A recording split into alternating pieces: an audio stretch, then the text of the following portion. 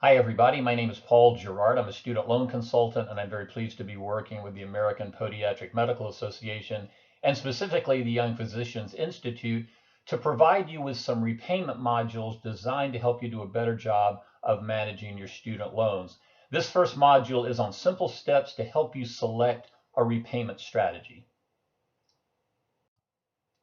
Now, regardless of whether you start paying your loans back in residency or perhaps wait until after residency when you start your practice as a new podiatrist or move into academia or whatever your career path is going to take you into as a new podiatrist, there are three simple steps to determining a repayment strategy. First of all, you need to know what you borrowed and who is servicing your loans. Who are you working with in repayment?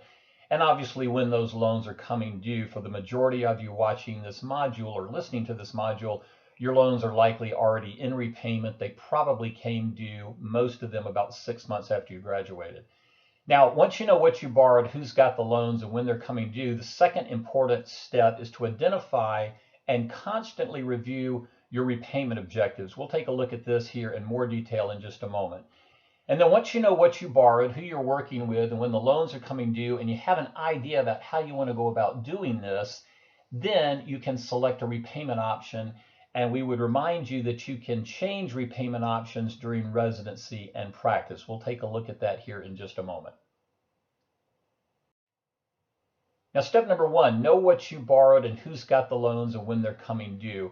First of all your federal loans can be located at the National Student Loan Data System site at nslds.ed.gov. You don't manage your loans on this site, but this is a listing, a comprehensive listing of all the federal loans, such as Stafford and Grad Plus, that you've ever taken out, regardless of their status. And this includes loans from undergrad and perhaps any post-bac program. You can also get information on your loan servicers on this site. Once you log in and get the listing of your loans, simply click on the number to the left of each loan and you'll get more information on your loan servicers. You will find, if you don't already know this, that recent graduates are likely to have one loan servicer for all of their federally owned loans, and that's relatively new, but this is something that should help you manage your student loan portfolio. So all your federal loans are at nslds.ed.gov. Some of you may have what are called campus-based loans. These are loans like the Federal Perkins loan or loans that came directly from your institution. Those are likely to have a different loan servicer, and we've listed some examples such as ACS, ECSI, and Campus Partners. So those tend to be the servicers on any campus-based loans you may have. If you think you have some other loans not listed on NSLDS and you can't find information on your campus-based loans, check your credit report or with the financial aid office for loans that are not listed on NSLDS. Private loans, for example, are not listed on NSLDS, but they will be on your credit report. So relatively easy to find out a listing of your student loan portfolio.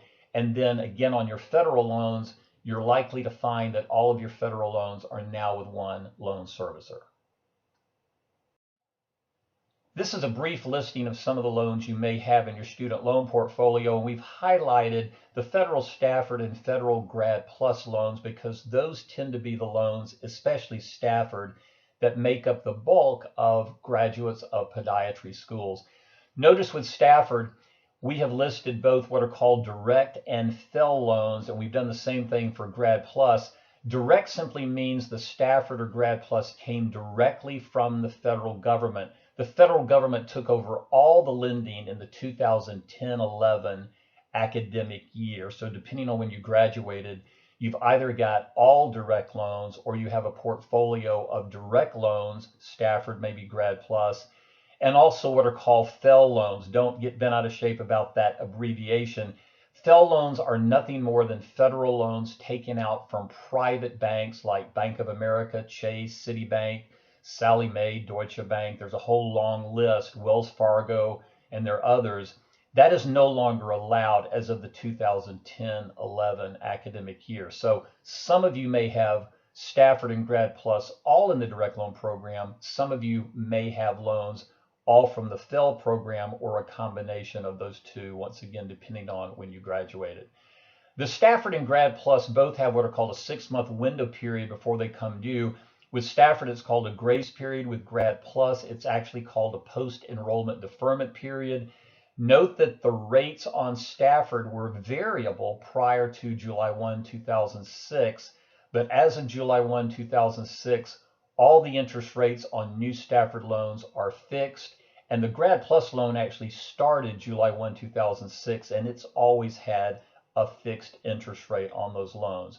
Some of you, again, may have campus-based loans. We mentioned those earlier, and private loans. If you're curious about the terms and conditions of your private loans, very important to find that out. You can check your loan disclosure statement or call your lender to get the particulars of your private loans. Now, again, step one, know what you borrowed, who's got the loans, and when they're coming due. Step two, take a look at your own repayment objectives. And folks, there's no right or wrong answer to what is your repayment objective as a resident or as a practicing podiatrist. Here are three that are listed. And you may start with one and move to another one. Number one, this is especially prevalent for, let's say, residents who have high debt and relatively low income with their stipend, and that's to protect their cash and maximize their cash flow.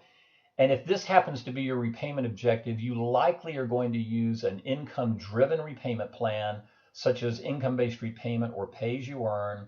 And in residency, you may actually decide to postpone your payments with what's called an internship residency forbearance.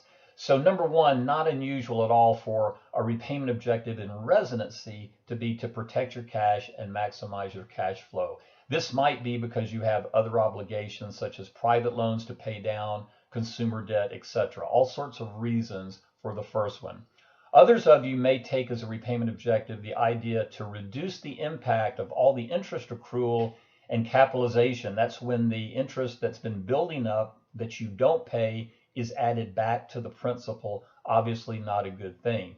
If that's your repayment objective, you're likely to pick a repayment plan that gives you a monthly payment you can comfortably afford, and then you'll decide to pay more on the worst loan whenever you can in an amount that you can. Once again, never a penalty for aggressive payment or early payment. So depending on the repayment plan that you choose, once you make the minimum required payment, you can work with your loan servicer to target additional funds on your worst loan. Some of you may have as a repayment objective loan forgiveness. We have a separate module on loan forgiveness, including the Public Service Loan Forgiveness Program. If that's your repayment objective, you are likely going to be in a repayment plan called pay-as-you-earn or income-based repayment. And if loan forgiveness is on the table as part of your repayment objective, you're likely not to make any additional payments on your student loans. So there are some repayment objectives for you to consider. And once again, you may start with one and move to another one later on in your practice. So step number three, after you know what you borrowed, who's got the loans and when they're coming due, and you've taken a look at your own repayment objectives, step number three, simply choose a repayment plan with a comfortable payment you can afford, and then you decide if you want to overpay or not. This is a listing of the options on federal loans like Federal Stafford and Federal Grad Plus. A standard 10-year plan with 120 level payments. There's a 10-year plan that's graduated where the payments start lower and they increase usually every 24 months. This is usually designed for someone, including a podiatrist, who could otherwise afford a standard 10-year plan but needs some cash flow relief early on and perhaps will aggressively pay later on in the repayment term. There's also an extended 25-year plan. The payments never change over 25 years, 300 level payments. This is on unconsolidated loans, and on any of these plans, remember, you can overpay with no penalty whatsoever. You might, for example, get into an extended 25-year plan with no intention to stay in it that long and overpay and shorten the 25-year period by accelerating your payments. And then we have listed in red the income-driven repayment plans. Once again, we have a separate module on these. Income-based repayment is the older version, and the relatively new version called Pay As You Earn. So once again, step three, choose a repayment plan with affordable payments, and then you decide if you want to overpay or not. There's some additional resources you may find helpful, including some other repayment modules and primers on the YPI website, including a module and primer on income-driven repayment and forgiveness plans. And we also have one on federal consolidation and refinancing your student loans with private lenders. The Association of American Medical Colleges, the AAMC, has a MedLoans organizer and calculator, and although this is designed specifically for allopathic medical school students, you may find that this will help you in terms of your own repayment strategy. So we'd encourage you, if you need to, take a look at the MedLoans organizer and calculator available from the AAMC and their first loan program. Also, the studentloans.gov site has some great information under the Managing Repayment tab. We hope this short module will help you as you craft together a repayment strategy as a new podiatrist, and we send you best wishes for every success in your podiatry career.